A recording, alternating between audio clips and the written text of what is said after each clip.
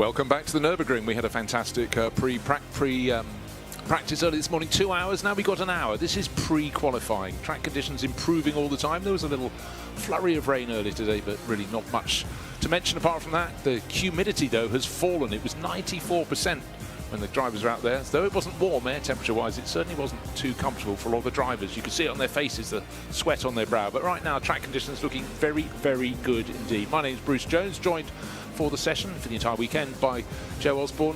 What did we learn in that first session? It was tight, but I reckon it's going to go tighter still in this 1 hour session. Yeah, I agree. Free practice, 2 hours long, so we couldn't call the strategy, what tyres, what fuel were the teams running. Pre-qualifying, because it is a pre-qualifying session, were qualifying to be abandoned, the times from this session would be used. So it's much more stringent. All cars have to start full of fuel. That can be checked at any time. All cars must start on a set of new tyres, of which these tyres can only be used in this session this weekend. So the strategy is zero. Everyone is the same. So then it's down to what the teams want to learn from this. Are they going to try and do a fake mock quali sim? The problem is the car's full of fuel, it won't be in qualifying. Do they go into a race run? Do they put their fastest driver in now when the car should be at its fastest? Yes, full of fuel, but the new tyre worth so much around this slippy Nürburgring surface from what the drivers are being saying this weekend. One other factor to be put into the mix: 61 cars. You have 60 rivals out on this track. The lap length is only 5.137 kilometers. Yeah, 5.137 kilometers. Space on the track is at a premium. It definitely will be come qualifying. But also just the issue, you can get interrupted by someone who's maybe 0.2 of a second slower than you around a lap. It just wrecks it all for you. So engineers are really going to have to be in their drivers' ears. Drivers have got to be completely attentive so they can run through what they want to do without interruption. It's going to be difficult, really difficult with 61 cars, but hey, let's give it a go. Yeah, we worked the math earlier. It gives each car roughly 80 metres of real estate if they were to be equidistant, which of course is never going to happen at the moment though. Max Janssen in this Century BMW looking okay. We saw a wiggle of oversteer leaving turn 2, but the rest of the lap has looked pretty good so far and has some good space as well. As we look at one of the Audis here, this is Ivan Klimko, had a very strong Zandvoort earlier in the year and has been one of the faster silver drivers in our field this year as well. Yeah, when talking about the silver class, it was suitable. We've just been showing Max Janssen. He's leading that with William Moore and Gas Verbersky, the Century Motorsport BMW. Santalok, Ivan Klimenko, third in the championship. It's Lawrence Lesuteur. Again, young guns starting to try and make their mark at this level, but it's not easy. It's far, far from easy. Forget the fact you've got 60 rivals. It's the caliber. But we do race across 4 classes. We've got pro, we've got gold, we've got silver, we've got bronze. And so there really is something to fight for at all points. And don't be, of course, with a 3-driver lineup, if you're running in bronze, you can still have a superstar. You've got that in the bronze championship leader in Dennis Marshall. So at some point in the mix, you go, God, they're going really well for bronze, but you forget it's the driver with the most points on his license, in the nice way, that comes out. Let's listen to team radio. Car number 26, Santalok Racing.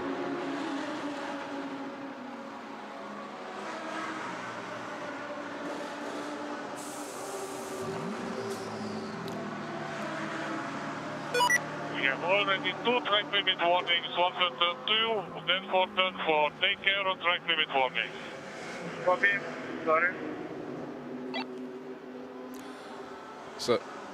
So that was the 26 car, Santalok Racing. Take care of track limits. I think the drivers know that, but it doesn't hurt to remind them, does it? It really doesn't. We saw in free practice this morning, cars being given 10 minutes stop and go. So you heard that correct. So they weren't allowed to be on circuit for 10 minutes because they had done so many track limit warnings. And it will be an issue in the race. Once you do the 6th one, you get a 30-second penalty added either to your next pit stop or to the end of the race. If there's no more pit stops, then it goes into drive-through. So teams will have to be getting their eye in on that. Someone getting their eye in at the moment, Enrique Chavez, the Valkenhurst Aston Martin. You can see fastest in sector 1 at the moment, opening up these corners nicely.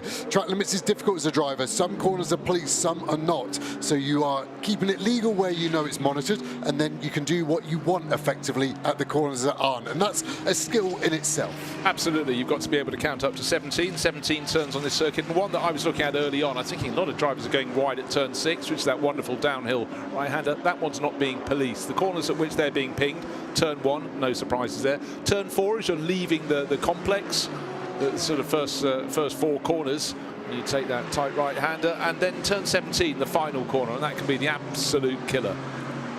Yeah, it's double jeopardy at 17, isn't it? Because if you run wide, you lose the lap you're on and the next, because you're judged to carry speed onto the following lap. So it's like being put in prison for doing a bank job and then for speeding away at the same time. It's one or the other, police officer, as we look at Lauren Heinrich in the 22 CLRT Schumacher Porsche here, riding the curbs so well. And look at Lucas Auer there on the timing screen, a purple sector 1. So we'll keep an eye on our Winward Mercedes as it crosses the line in around 15 seconds. It won't be too far behind this Porsche. Who goes fastest? There is that car of Lucas Auer about to cross the line. Where is he going to be? He needs to be quicker than a 55.3 to go fastest. He does that. 55.1. That's faster than any of the times we've seen today, including the free practice this morning.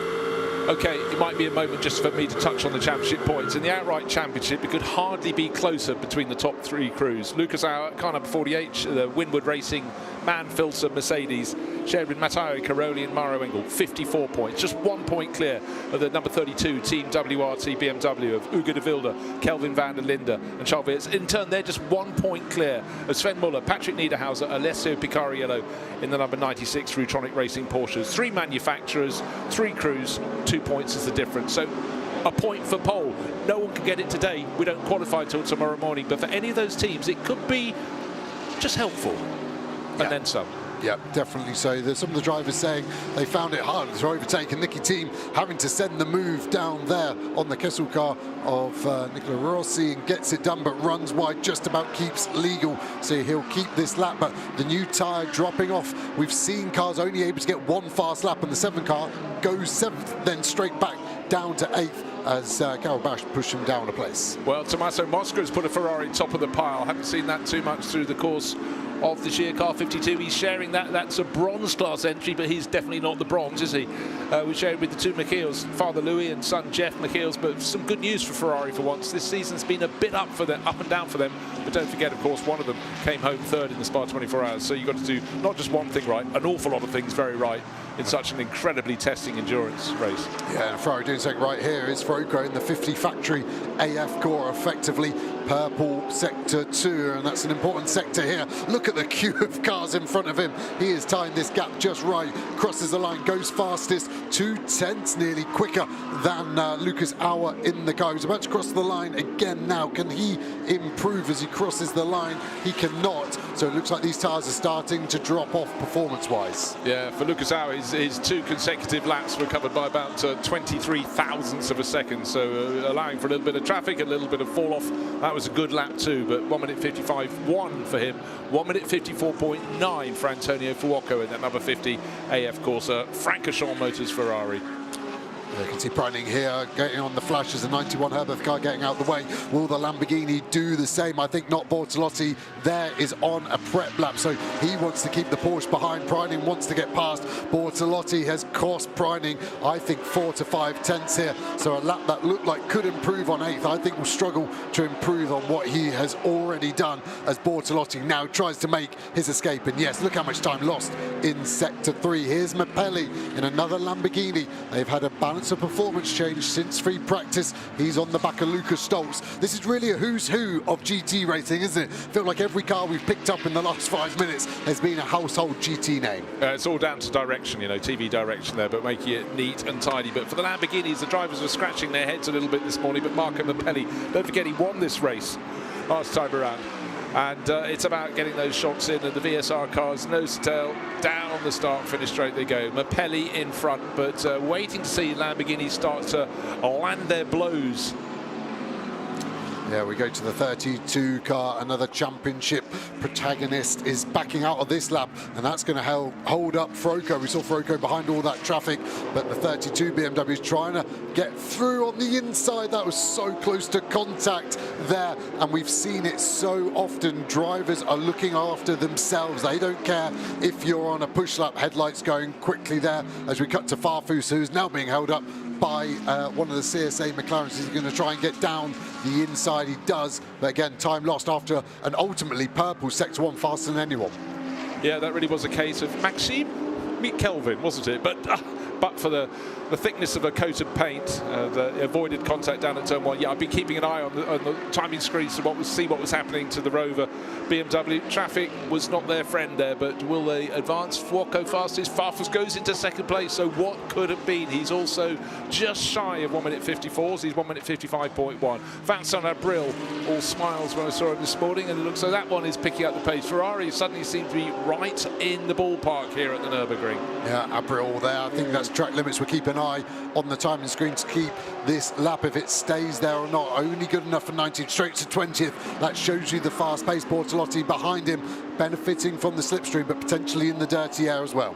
Early days yet, but 29 cars, not yet 30 within a second of the fastest time, so it's super close. But of course the difference between the 2-hour free practice and now is that people are starting to use a bit more fresh rubber.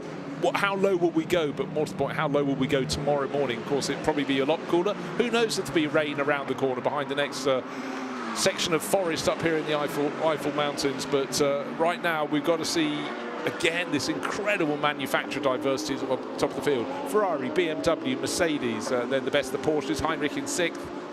Best of the Aston Martins only down in 9th position. They've shown a good hand this morning. Best of the Lamborghinis, which may be pertinent. They won here last year. Bortolotti down in 11th overall.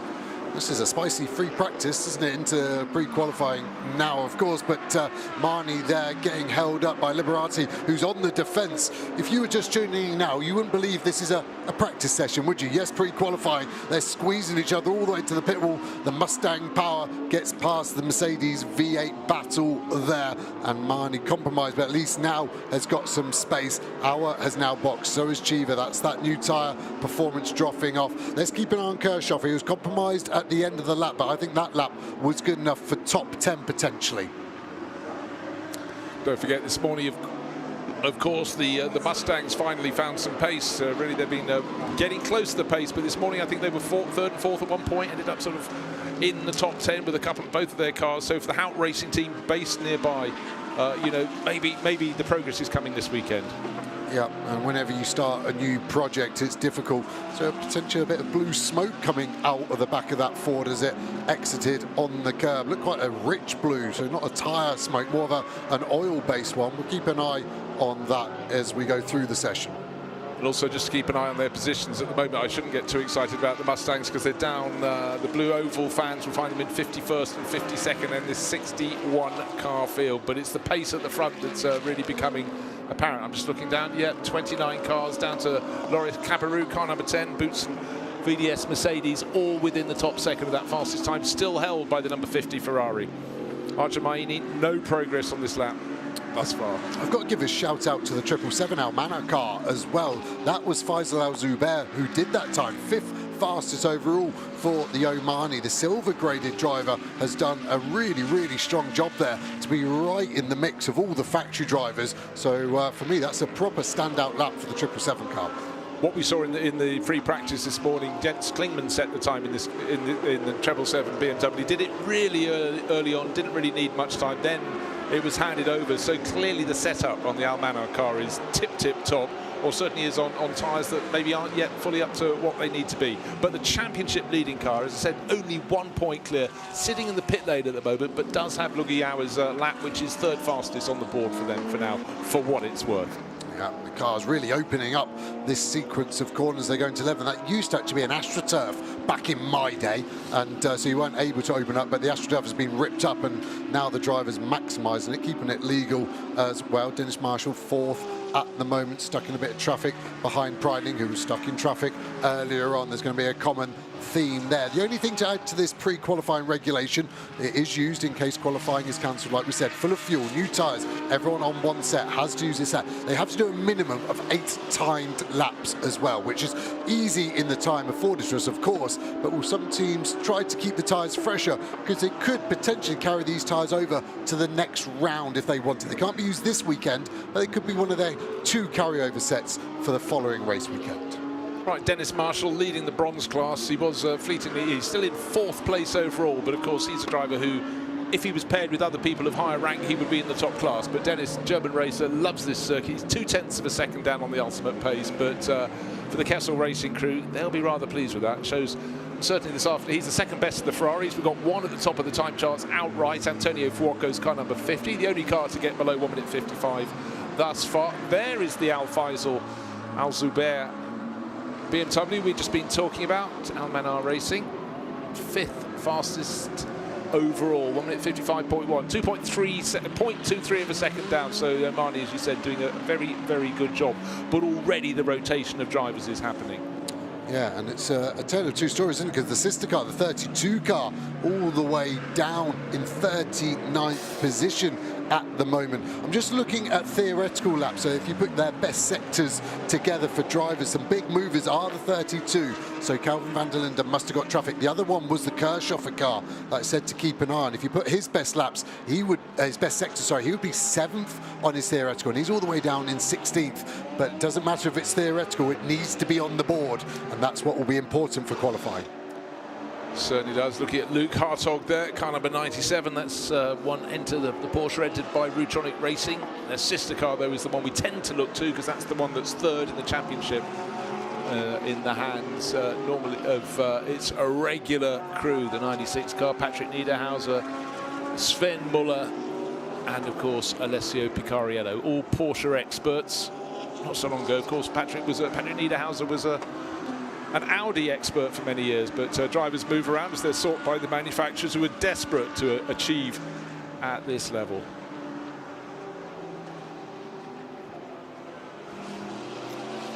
So the bronze class being led in 4th place overall by Dennis Marshall, but quite a lot of the front runners in the pits at the moment, but the improvements are coming for crews a little further down the order. Hugo de Wilde has just got into the number 32 BMW. You'd been mentioning that from Team WRT in the free practice this morning. Had a couple of long pit stops. Seems to have some problems, but he's taken that over from Kelvin van der Linden, and we'll see what that can do now it's out on the track.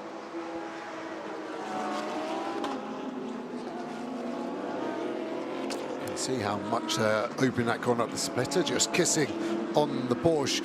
Only 3 hours here at Nürburgring. We've been used to 6 hours in the past. Huge snap of oversteer into the gravel, and that's going to drag a load more onto the circuit once more. And again, that will be a theme. But now it's a 3-hour format here. It's a proper sprint. 3 drivers, 1 hour each, pretty much, give or take a couple of minutes either way of stint time. And you need to attack every single iota of the circuit to make it to the end. There's no point trying to look after the car. Any time lost is gone, and look at that, it's like a street circuit all the way up to the barrier, because he doesn't need to be at 50 until now.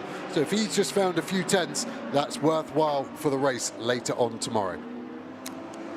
So many things that a single-seater driver wouldn't think of when they move into GTs, and there are just so many elements of the race and so many elements of qualifying and practice that they need to just focus on, whereas before, if it was just go out and thrash your set of new tyres in your single-seater, it's not as complex. It's also being able to hand over a car to teammates in a condition that's tolerable, with a bit of rubber that they might use, and so on and so forth. But right, Alberto Di Folco, he was one of several drivers we saw running off the track this morning in free practice, and the place they tended to be going off, often it was turn 16 coming out of chicane. That's understandable. We had quite a few going off at the first corner as well, and then turn 6 was the one that really caught us out. We had 2, if not 3 drivers, I think it was 2 actually, who had a snap oversteer coming out of turn 5, the left-hander, and was still gathering it at turn 6, and 2 of them slid sideways into the wall. But the one with the most damage was the car that's actually, I just see 50th on the charts, the number 112 CSA Racing McLaren. So actually they've done well to get that rebuilt. It was had a bit more impact than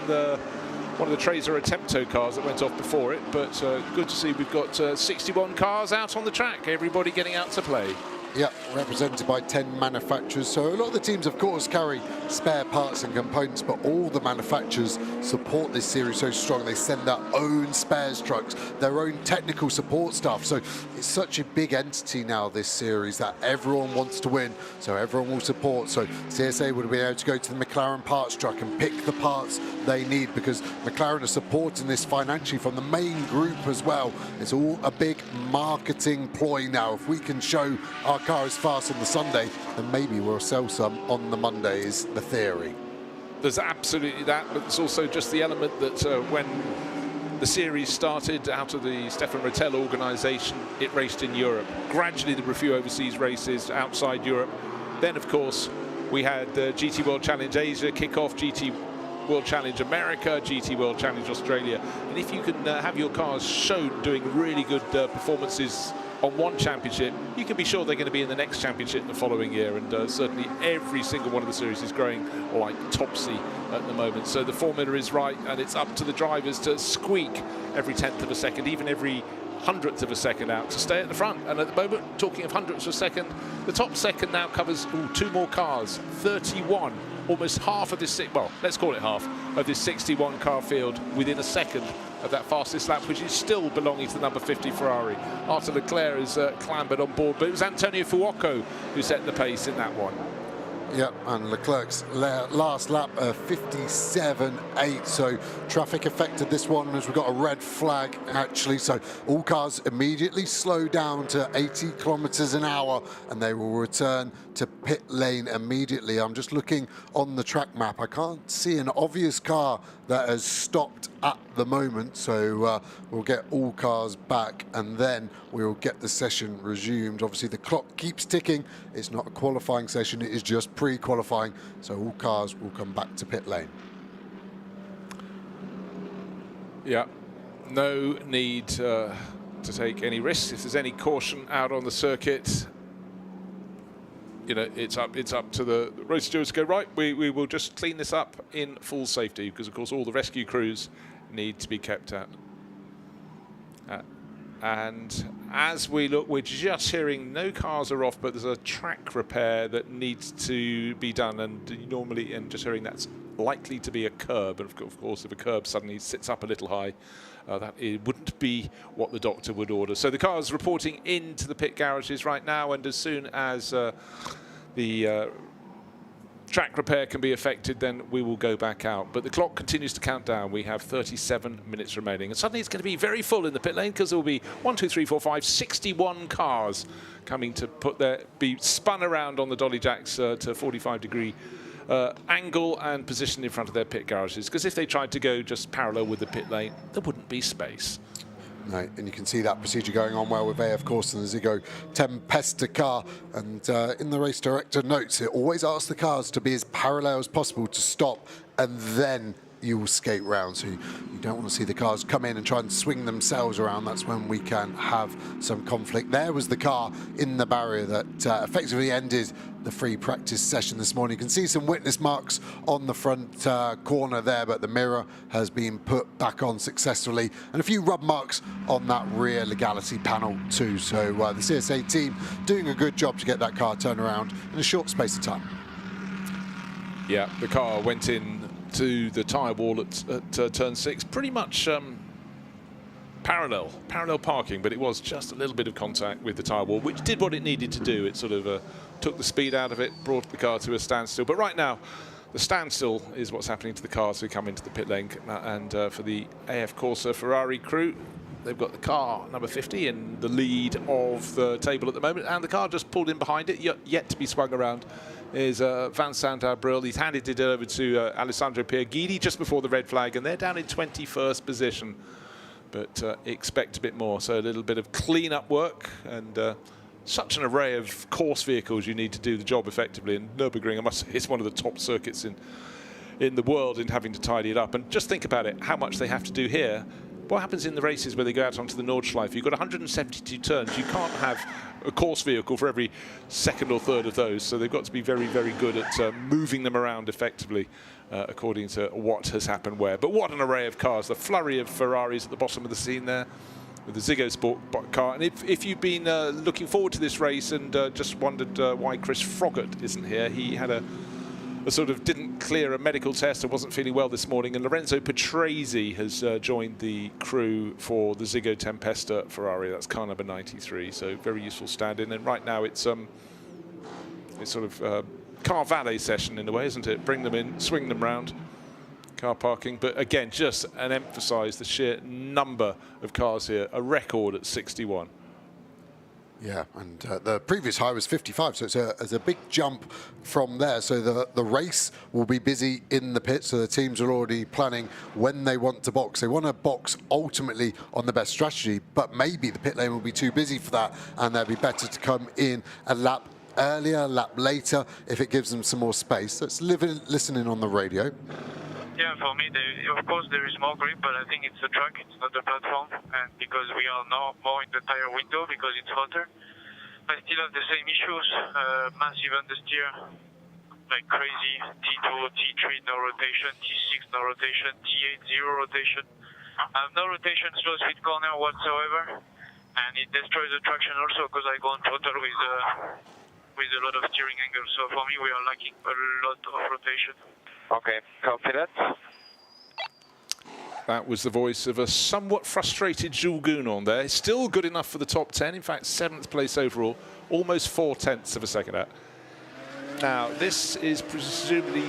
okay, it's coming out of the penultimate corner, out of the chicane. We saw a lot of drivers running wide there, and the curbing, someone was identified very, very cleverly with good eyes, spotted the bit of the curbing has come a little bit loose, and it's the curbing beyond the curb, if you know what I mean. You had the red and white curbing, but it was the concrete curbing beyond. I tell you what, it's busy in the pit lane, and let's go down and hear from Thierry Vermeulen, who's down there with Alex, and is going to tell all. Thierry, you are in serious title contention this weekend, but what is most important for you in pre-qualifying? Some valuable points, right? Yeah, at the moment we're just getting the car in the right window, checking out some different things, but all in all just running through our program, and it's going smooth so far. And what are you learning when you hand the car over? What is it that what message are you giving? Just how the balance is. Of course, everyone's starting on a new tire in pre-quali, so also learning how the peak of the tire comes and these kind of things, and just evaluating with the team how we can maximize it all tomorrow. What's it like to drive two very different cars in one championship? Interesting, for sure. Aston Martin is obviously quite different than the Ferrari, but I think you learn a lot from it as a driver as well, how to adapt to different cars, and it's been a pleasure so far. Is this technically your home race, or are you making it so? You know, you're near enough, right? Yeah, it's quite close to home, so it's actually closer than Zandvoort. Yeah. So it's nice. It's always a track I enjoy driving, and now a bit different layout than with DTM, so always some fun challenges to it. Yeah, what do you think is going to be the biggest challenge for you this weekend, or do you feel quietly confident? Oh, for sure, it won't be easy. This is a track, of course, with high degradation, so just managing that and seeing how we can build the car around that. And of course, as a driver, how you adapt to that. And I think that will be very important with the 1 hour stint in the race. Yeah, good. All right, best of luck. Have a good weekend. That was Thierry Vermeulen, who came here with a good 25-point lead, along with his teammates Harry King and Chris Lullum in the gold class for Verstappen.com. Running the Aston Martin, but of course, when it comes to sprint rounds, they're in a Ferrari run by Emil Frey Racing. So a lot for a driver to think of, but just look down at this aerial shot, Joe, as we move over the pits. I mean, it is astonishing. 20 years ago, GT3 sort of came to be, and it's grown and grown, even to the point the SRO, the organisers of this entire, creators of this championship, the creators of GT3, have now started for 2026 a historic series for the earliest GT3 cars. Talk about a success story.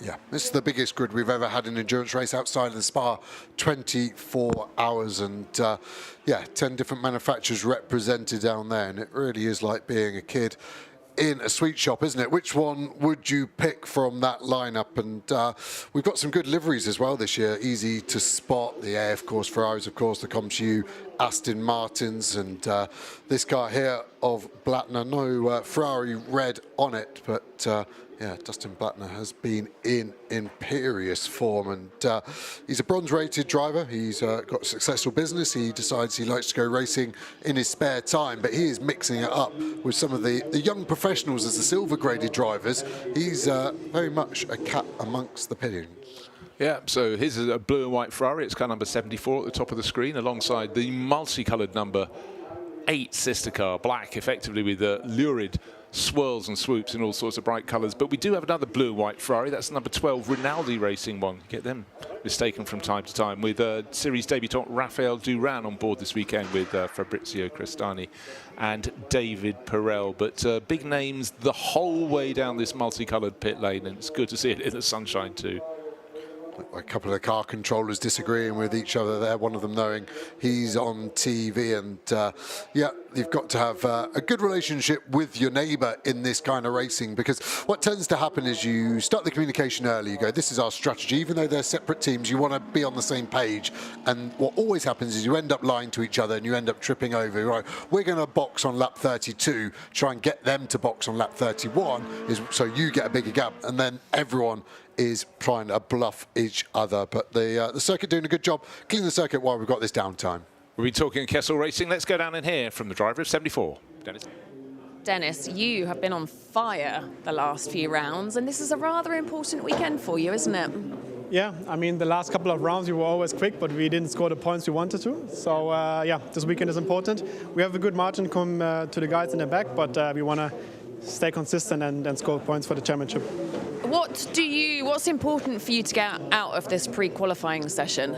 Yeah, I think this is, since everyone's starting on new tires, you know, you're trying to get the last bit of feeling for a new tire run. The new tire is quite effective here. You can feel it. It's first, second, third lap is quite strong, and then the tire's dagging quite a lot. And so we try to prepare a bit for qualifying, even though everyone is running the same and high fuel levels. Yeah, okay. And so from your perspective, from the world of Dennis, what does Nürburgring throw at you? What do you feel is the hardest thing for you to overcome when you're here? I would say tire deck. Tire deck is quite high, especially in the first tight sector. There's different tarmac levels in some corners, so the car behaves a bit different in some of the corners. And also, I think track position, so qualifying is later important, or tomorrow, because it's really hard to overtake. And when you have a red flag situation like this, how much does that affect mindset when it's in such a short session as it is? Well, I did my job, so I did my laps. So you have to ask Dustin. He didn't do any laps in the pre-qualifying, and Conrad. I don't know how long it will take, but I think, you know, Dustin yesterday in bronze test, he did quite many laps. Conrad also felt comfortable before that, so I think we are fine if the session is not resumed. And I guess this is technically your home race as well. Yes, so I told you before, it's yes, it's my home race because I'm German, but on the other side, I think I did more laps on other circuits, than on this one. And yeah, I would even say Hockenheim is more my home race because it's a bit closer to my hometown. But Nürburgring, I also spent many hours here. Yeah, well, I would take it if if you're on the podium and you do well, then make it your home race. Yeah, exactly. I think the endurance championship, yes, maybe we can finish the championship this round. But I think for us, we look on the overall picture, overall championship, and yeah, I think we need a couple of more rounds to secure it. Fair enough. Have a good one. Thank you. Yeah, touching on that, of course, there's another sprint round at Valencia, then the finale at Barcelona, which will wrap up not just the Endurance Series, but the entire 10-race GT World Challenge Europe Series. And we'll see who comes out on top. I'll tell you what, leading, when you combine them for the European Series at the moment, it's car number 32 with a 8.5-point advantage. Kelvin van der Linde, Charles Weerts, their BMW. Second place overall, Lucas Auer and Maro Engel. Winwood Racing Mercedes, number 48. But it is that 48 Mercedes that leads the endurance class coming here to the Nürburgring, ahead of the 32 BMW. But it's super close. The Rutronic 96 Porsche is 1 point behind them. Still affecting those repairs. The cobbles, effectively, look like cobbles, have been pulled out and replaced. There's quite a lot of people for 2 cobbles, but obviously you've got to have an expert, you've got to have an architect, a surveyor.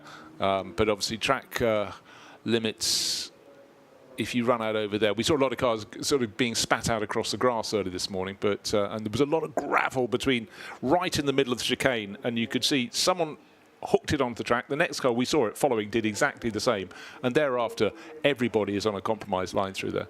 Yeah, I think I spotted out the corner of the commentary box window. I think it was the Rinaldi Ferrari actually had a spin on the exit of that chicane just a couple of laps before we had to go red flag. So that could have been the final straw for that curb, deciding I don't want to do this anymore. I want a new job opportunity in my life. And difficult for the drivers and teams here. What do? They're keeping drivers in, of course. They're to a penny, they're cheap, but tyres are in the oven and they'll be ready for a short notice because they want to keep them warm in the ovens, but they don't want to miss any of the track time because now the clock has ticked away. We've lost 15 minutes of it. So the teams will now be deciding. They would have cycled through all three drivers. They did the first one okay. Some had the second in, but none of the seconds did a long enough run. So now I think one of the three drivers needs to put their hand up and go, I'm not going to do any laps. So I need to make sure we get 2 good runs over 2 drivers rather than 3 compromised ones. And again, the drone shot here showing a great illustration of the cars, how they are different shapes. The engine really stipulates, doesn't it, the shape of the car, the long nose of those Mercedes, the BMW there for Team Italia, into a Lamborghini, the most successful brand here. By the way, Lamborghini here at the Nürburgring in our pass. And the McLaren gives you a good illustration of how those doors opened into a similar shape Ferrari. Yeah, and the best of Lamborghinis at the moment. They took victory here last year. Is Luca Engster's car number 63, down in 11th place, outside the top 10, but that doesn't put it way down on time. It's under half a second off the ultimate pace so far. But the pendulum seems to have swung towards Ferrari this afternoon. However, it was, as you pointed out, Joe, about getting through 3 drivers running through this session, but the clock is down. It started with 60 minutes on the clock. It's down to only under 24 minutes remaining. So, yeah, I think some of the drivers may have to say, I'll go and make the tea. You bring the biscuits. Now, this is a car 911. Moved into the top 10, moved into 8th place. Alex Malikin is the driver who is on board at the moment, but that's a car that's certainly has potential. Shared with Thomas Preining, who we saw being obstructed, and Richard Leet. So there's more pace than this car is shown as yet, but it's already become competitive here. Yeah, and that was a car of Preining, wasn't it, getting held up on his fastest lap. And like I said, so much data available to the teams. I'm just looking at theoretical lap times, and that is one of the cars that would be a big, big winner if you could get all the sectors together. And drivers now starting to think, how do we want to do qualifying? We've seen a lot this year, the cars only needing 1 lap to do their lap time, 10-minute session, so you only need 1 minute 50 to do the job. But do you go early when the track's quiet, or do you go later, but people might be on their in-laps if they went early? 61 cars, there's going to be a split strategy, but you know there's going to be a lot of unhappy drivers at the end of the session saying, if, maybe, and buts. Yeah, no, certainly. Some will go, I just squeaked out onto a clear bit of track, and others, I just had someone slower in front of me. But your options, as the clock counts down, will be diminished. Good crowd here today, enjoying the action. 2 days absolutely packed with action. From about 8:15 in the morning, the cars hit the track, and it's through till 6:30 at night, every one of the days. And we've got the support series as well, helping to bring people in. We've got GT4 European Series, we've got Lamborghini Super Trofeo Europe, we've got the McLaren Challenge as well in there. And just a lot to watch. And it's a great circuit, some brilliant vantage points. This is down looking onto the track at turn 1, but you can see them going through turn 2, turn 3, turn 4, and you can actually see the track at turns 11 and 12 on the rearward leg. But right now, just waiting for the red flag period to be brought to an end. But let's go down to UNX Racing 888, and it's the driver, Mathieu Detry. Hello, Matthew. Well, it's very nice to have you in the endurance paddock. We obviously see you in sprint, and presumably your first debut at the Nürburgring in this setup. Yeah, exactly. I mean, I raced here in 2018, I think, in GT4 Europe.